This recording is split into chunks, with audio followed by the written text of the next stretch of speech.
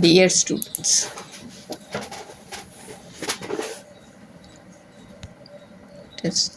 dear students, today we are going to discuss, this is MA Master of English Semester 4, Delhi University.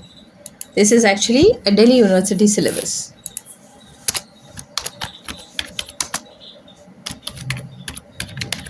Delhi University MA English.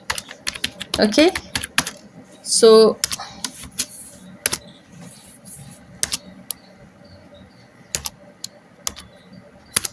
we are going to discuss this Delhi University MA English, and I am going to talk about this paper poetry part 2. Okay, focus on this. We are going to discuss poetry part 2. Now, these are the course objectives which you can read on your own, and this is the unit which I am talking. So, you will find my videos on narrative poetry. There are narrative poetry I have done. There is a video related to nonsense poetry and modern poetry. Now, today we are going to discuss about unit 4. Okay, that is a slam poetry.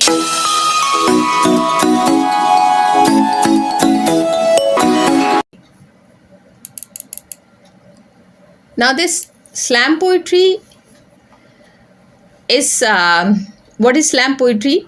That video you will find. I'm going to talk about. No, I'm sorry. I am going to talk about nonsense poetry today. And in this part of nonsense poetry, you will find I'm discussing Sukumarray. So Sukumarray is a Bengali writer, and we must have introduction about Sukumarray. So let's talk about Sukumarray. And related to this, this is the material which I have prepared for you. So you just listen me carefully, and you will realize that there are basic informations which we are going to discuss. And these basic informations will help you. You can find out, if you are going into detail, then if you are thinking about research, that's your own choice. But for the paper preparation, I'm trying to give you enough material. This is a last moment consulting video. So when you are even if one day before you are able to see this, it will help you a lot. Now, Sukumarray wrote for children's magazine Sandesh. Started by his father, Upendra Kishore, in Calcutta, now Kolkata. Right from the time of its first published in 1913, Ray was living in England at that time, where he had travelled at the end of 1911 to study a photo engraving and lithography. He returned to India towards the end of 1913, and after the death of Upendra Kishore, 1915, also became the editor of Sandesh, and remained so till the time of his own untimely death in 1923. The poems in Abol Tabol, most of which first appeared in Sandesh, were composed during the period between 1915 to 23. Abol Tabol meaning the weird and absurd. Abol Tabol meaning the weird and absurd was originally the name designated a section with Sandesh magazine, where many of these poems were first published. 39 poems and 7 untitled quatrains.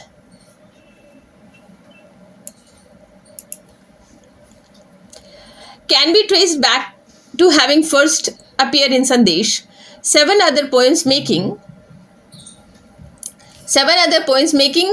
up the balance of the collection of known as Abol Tabol were selected by Ray, perhaps previously unpublished manuscripts to form of the part of collection. Of these, Ray wrote the first and last poem, both originally Abol Tabol, specifically for the collection, possibly in 1923. So this Abol Tabol is a very popular literature, is a very popular book in Bengal, and right now it is exclusively significant for the children's literature. Now you come to this. I want to show you this picture. This is what the English book Abol Tabol, Sukumarray.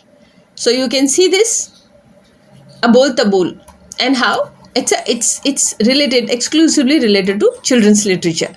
So we'll read about this and then we'll come to the one or two specific poems. So Bengali readers were exposed to a new nonsense fantasy world by the poems in Abol Tabol. This selection offers the best of Sukumarray's world of pun riddle poetry.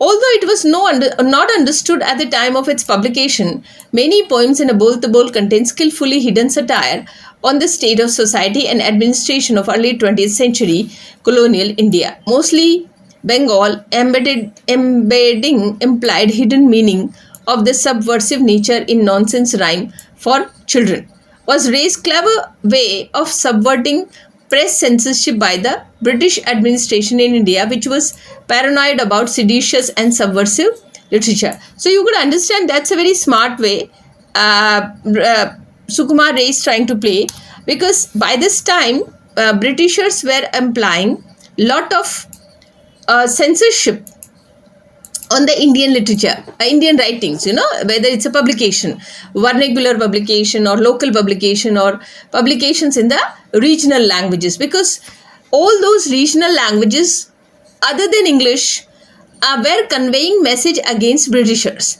and Britishers could not catch those parts because they were not thorough with the non-English writing. So anything written in Uriya, Bengali, Hindi or any other vernacular language, it was difficult for Britishers to understand what is the message being conveyed. But they were getting this idea that if they are not controlling this vernacular languages, then the agitation of the people is increasing, because the information, it is becoming one of the strongest information channel. So to curb this this vernacular press and vernacular languages, newspaper, magazines or any other form, they brought this vernacular act in which, apart from English, everything else was banned. And the best example for that is Amrit Bazar Patrika. Amrit Bazar Patrika, what did they do? It was a Bengali magazine, and for example, today the vernacular act is being implemented, and next day they publish the English version. So that is how, this is a very significant question, and this question has come many times in English, in UPSC also. So how this Amrit Bazar Patrika magazine, they made themselves from Bengali to very next day, just next day in English. In the same way, Abol Tabol is also, it is conveying a very deep sense of, embedding implied hidden meaning of subversive nature of nonsense rhymes. So basically, Ray is conveying a very serious message here. It is not simply that he is talking about the children's literature, but in the shade of, or in the behind this garb of children's literature, is trying to convey a strong and powerful message against British rule. And that is why he is choosing the Yanar nonsense poetry. So that's how we have to understand it very well. And that is how these poems are very significant. What it was Ray's clever way to subverting press censorship by then British administration in India. So that is how he is wearing the garb of children's literature, and then he is conveying his message for the against Britishers. So that is how we have to understand. So this way, you remember, this is a very significant point, and please note it. Timeline and the brief explanations of historical events commented upon the poem Abol Tabol. In analytical literature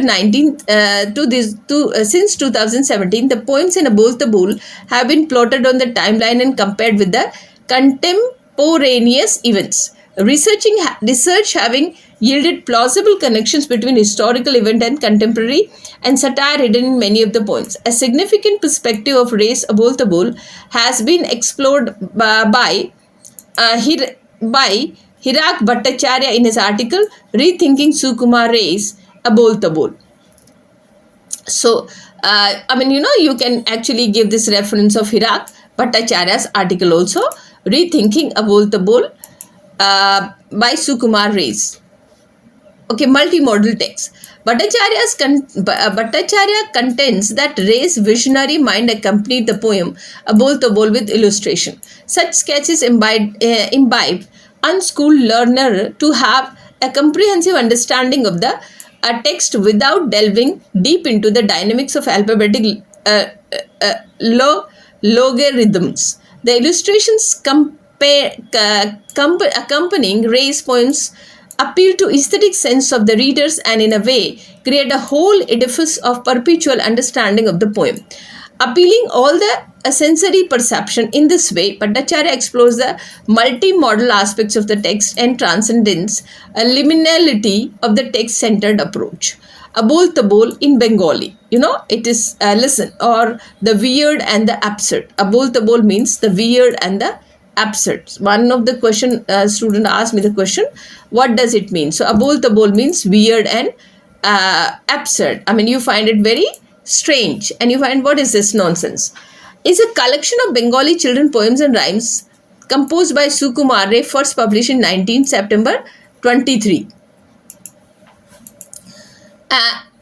by U. Ray and Sons Publishers. It consists of 46 titled and 7 untitled short rhymes, quatrain, all considered to be in the genre of nonsense literature. Then this is what one of the poem is there. It is in Bengali, so I cannot read it, but the same thing I can read in English. So this is what this is. The title of the book is this Chief Babu. The title is something different. It will come in between. So let me just read out. Mushta's Theory, translated by Prasenjit Gupta. Head office of Chief Babu was a very peaceful man. Head officer Chief Babu was a very peaceful man. Okay. And then he turned mental. Who knew how it began? So he was a good man, but suddenly he turned mental. He sat drowsing in his chair, smiling a happy smile. When suddenly it seemed something drove him wild. So he's a good man, he's a wise man, and suddenly he turned mental. When did it happen? Nobody knows. But suddenly one day he's sitting in a chair, smiling, and suddenly he became wild. He leaped up, flung his arms about, his eyes red as brick. He shouted out, I'm lost, do save me, quick. Some ran for a doctor, some yelled, police, with all their might. So people went to police and people went to doctor to save him with all their might. Some advised, restrain, careful, he could bite. So some people were careful that you don't go very close to this head officer Babu, because he could bite you. He is wild now, he could bite you. Everyone was rushing, fanatic, leaving letter untyped. Then the Babu cried, oh help, my moustache has been swiped. Lost his moustache, incredible, how could it be? Was his handlebars were just the same, plain for all to see. So then Officer Babu said that he lost his moustache, his moustache have swiped. And people are surprised, how could it happen? They tried to explain things, held a mirror to his face. His whiskers weren't stolen, he couldn't be the case. That couldn't be the case. But angry as fire, an eggplant in hot oil, he sputtered and shook. I don't believe a single man, I know each of you crook. So people showed him mirror, said your moustaches are at your place, don't worry. But he said, I don't believe anybody because you guys are lying or you are crooks. Dirty and ragged and overused broom and oblivious pretenders. This kind of moustache was kept by Sham Babu's milk vendor. I will shoot the whole lot if you say this moustache is mine. And right away he proclaimed all a rather hefty fine. So that's how People are comparing his mustache with Sham Babu's milk vendor Sham Babu, and but our this head office Babu, Chief Babu, head office Chief Babu is very angry. Okay, getting hotter by the minute, he wrote the underline in red: "Give any an inch of rope, they will climb upon your head. These monkeys at the office with brains of dung and hay, where my perfect moustache went, no one of them can say." So, the Babu is not using very good language for his colleagues, and then he is accusing them that they have stolen my moustache, where my moustache are there. "I should grab their whiskers and dance them up and down. Oh, shave their sorry head with a spade upon their crown. They claim the moustache is mine, and though it's something you can own, the moustache on the man, my friend, that's how we all are not." So then he is, "I should grab their whiskers and dance them up and down. Oh, shave their sorry head with a spade upon their crown. They claim the moustache is mine, although it's something you can own. The moustache on the man, my friend, that's how all is not." So that is how uh, Office Babu is becoming mental, and he's lost his moustache. So if you read it in Bengali, it's a very rhythmical, beautiful poem is there. Now this is another poem, Tiansh Goru, that I will come later on. But first, we did this Babu. Now, Sukumarray was India's first poet to illustrations, an important part of his work. From being regulated to a secondary position, his illustrations significantly change, subvert, and enhance the representational idiom of nonsense verse. The illustrations depicting invented beast and comprising original sketch by the author himself are an essential part of the literary nonsense text Abol Tabol. Ray, a British colonial subject, exemplifies Babu's notion of the empowered hybridity, unsettling problematic binarism with respect to the identity formation. Ray's imaginary animals resisted classification as a single discernible species of an fantastic amalgamation instead. His exploration of hybridity is imbued with a form of ambivalence that acknowledges both the progressive potential as well as undesirable aspect of hybrid form of existing. Hence, Ray did not even spare these mimic man from his community who represented it in terms of socio-cultural cross-pollinations, the insidious efforts of unequal power relations with colonial society. This is exemplified through Ray's extensive use of the hybrid form of Bengali literature nonsense, where a Western genre is brought together in a new harmonious blend with existing ingenious literary heritage within his overall body of work. Equally important are the very representations of the hybridity in his nonsense text. For instance, the monstrous and the absurd animals of the situation of his verse and accompanying illustrations delineates Ray, the political cartoonist.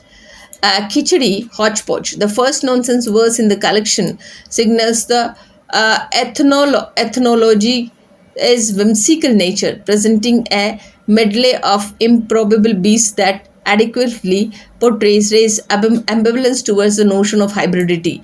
The poem includes several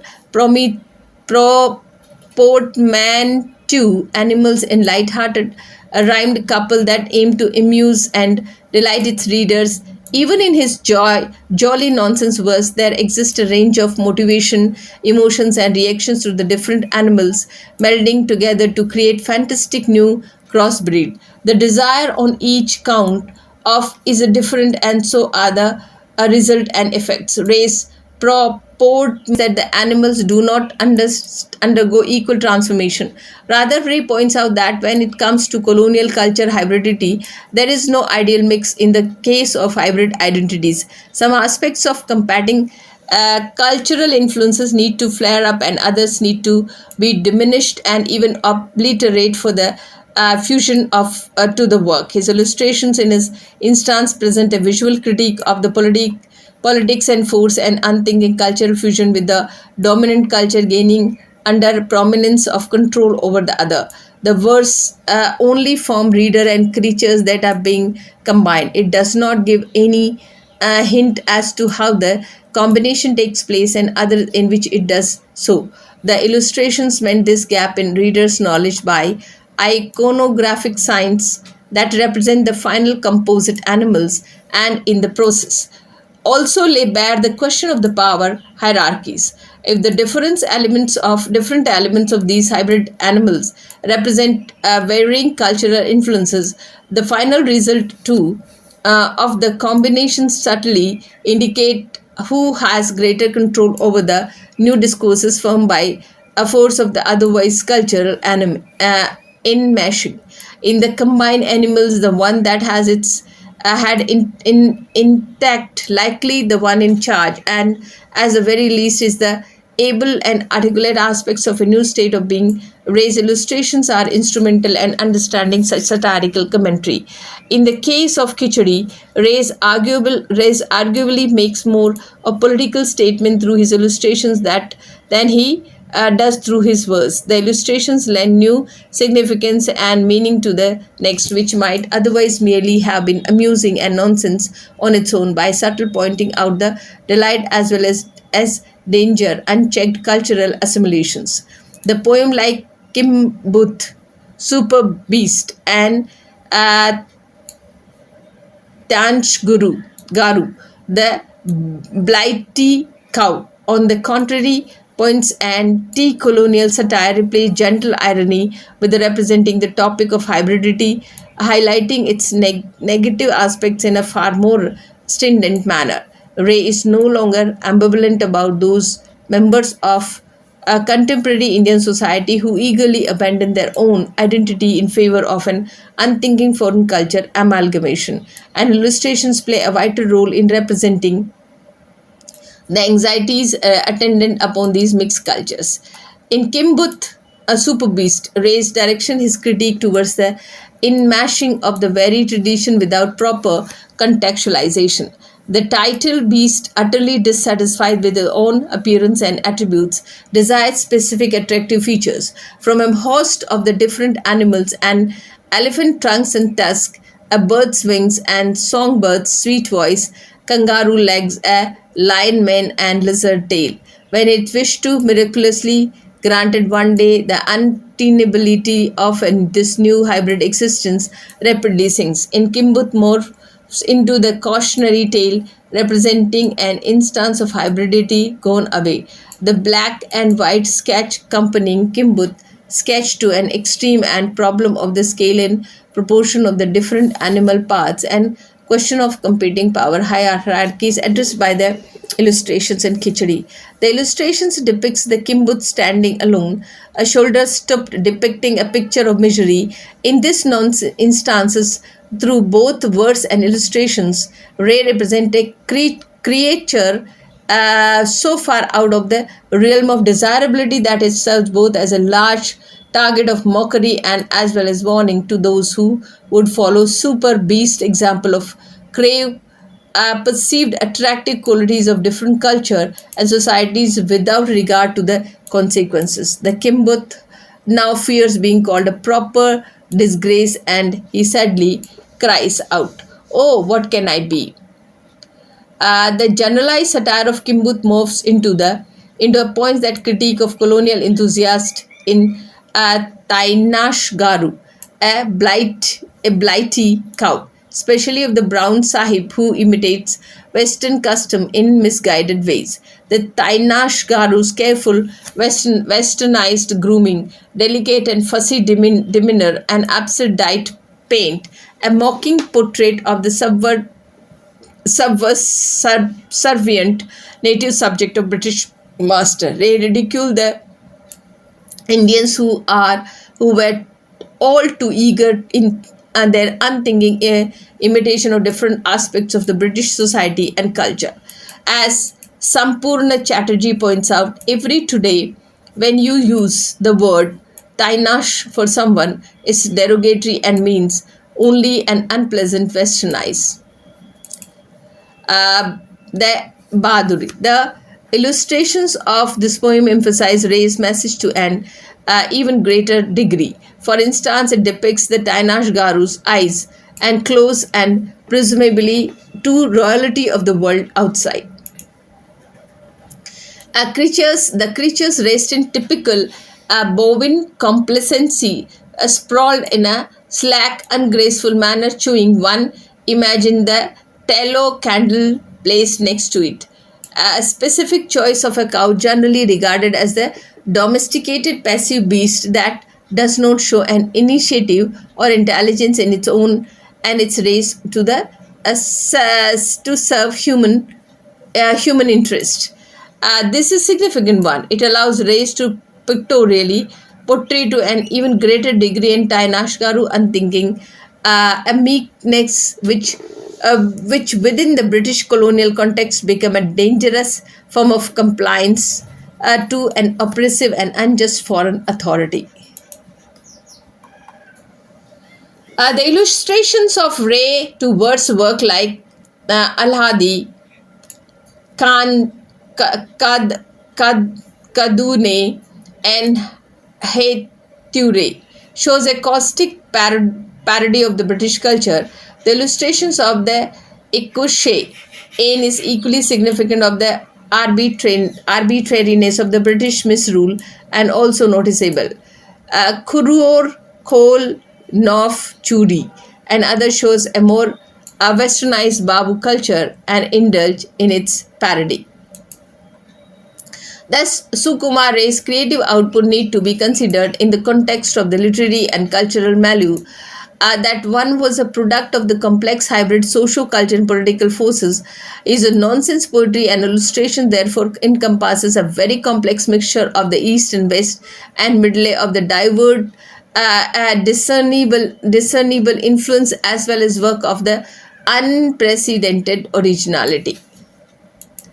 He exemplified Baba's notion of an empowered hybridity with one's unsettled problematic binarism and respect to identity formation of layers, and claims several different cultural influence with equal ease. Raison persistent exploration and representation of the issue of hybridity are complex and ambiguous, embracing both positive and negative connotations of such amalgamated social identity formation. Now, his Tainash Garu, the blighty cow, might metaphorically represent, hence, satirize the subservient Indian clerks produced by the British colonial machinery. While applauding the positive aspects of a simultaneous exposure of the diverse culture, Ray criticized the severe oppression and inequalities that colonialize perpetuated.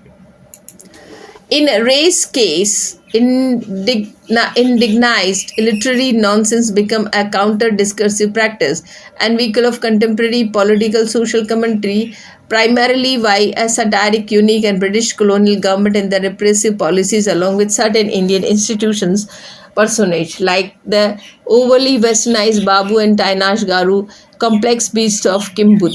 It is highly important to emphasize the fact that although meant primarily of the children and containing a strong humorous and whimsical strain, nonsense is highly political. Ray often uses literary nonsense as satire, commentary obliquely to the colonial societal British administration of the day. For Ray's colonial subject, the question of competing cultural influences, especially cultural, this reflected his choice of literary yana. In fact, as Sumanyu Satpathy expands, that which we call modern or literary nonsense in its hybrid product, that arose from the colonial context.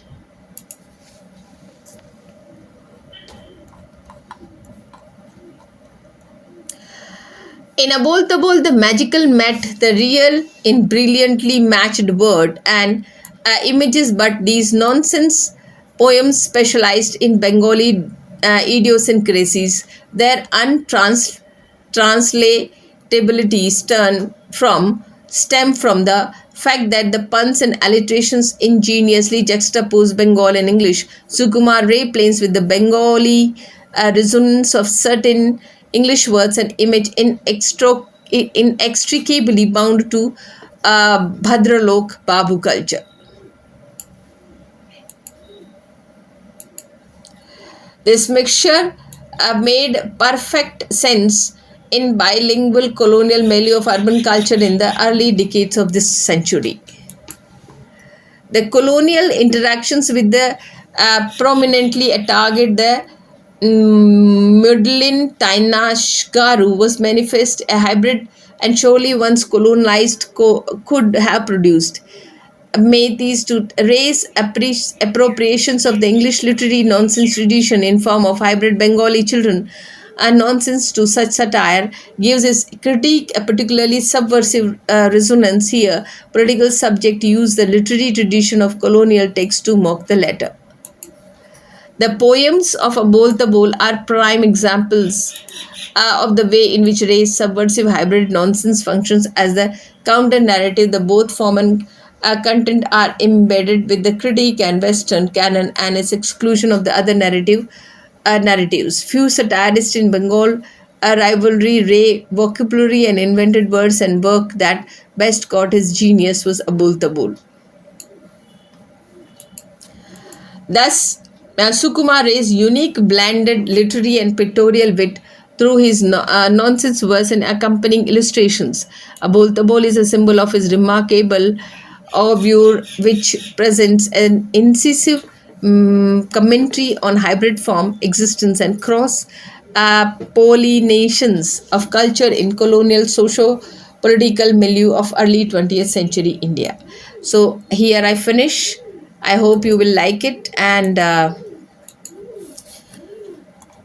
do come and listen this again. Okay, and try to make your own notes, because this is a very simple way I try to make this these notes for you. So these are the last minute notes I'm trying to make you. Even if you just scroll it once, and if you are able to listen it once, you'll be able to complete this one unit. So I finish here, I end up here, and I wish you all the best, and appear for your exam. Subscribe my channel, share it. Thank you so much.